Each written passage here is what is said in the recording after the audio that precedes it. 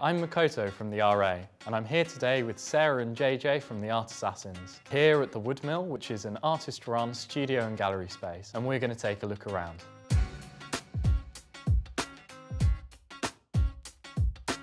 The Woodmill is an art studios and gallery complex. We moved into the building in December 2009. Previously, it was a Southwark Council building, as you can see, office block. So we've converted it.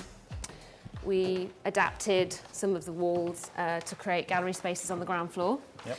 And then the 3 floors above are studio spaces. Through here we've got video installation and all these different things.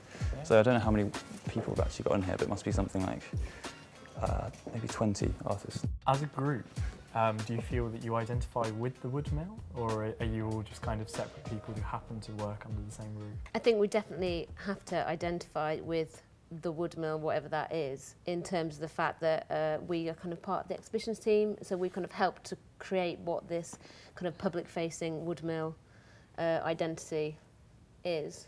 I think people sort of tend to agree that it feels like something different to other things. Because we don't have any money, really, in this project, that if we didn't feel like we were part of something that we were kind of building together, then it would kind of seem a bit pointless, because otherwise, you know, it's just this, it wouldn't have the kind of same sense of community. The collective feeling is the only thing that makes it all like endurable, I suppose. It's a kind of temporary thing, so it's kind of like the community is what's kind of tied us together. Okay, so how do you like divide roles up between both of you? Well, first of all, it's not both of us. Yeah, there's a lot of people involved, and everyone's sort of involved in very different ways. We tried to copy quite an organisational model, like we had an education team, an exhibitions team, a community management team.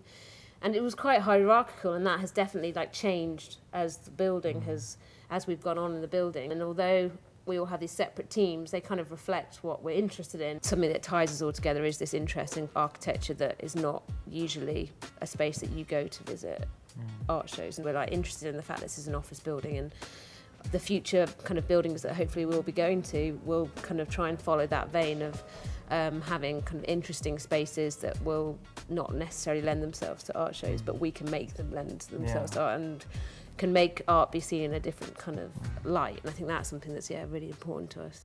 So you say you didn't study at Goldsmith, so where did you study exactly?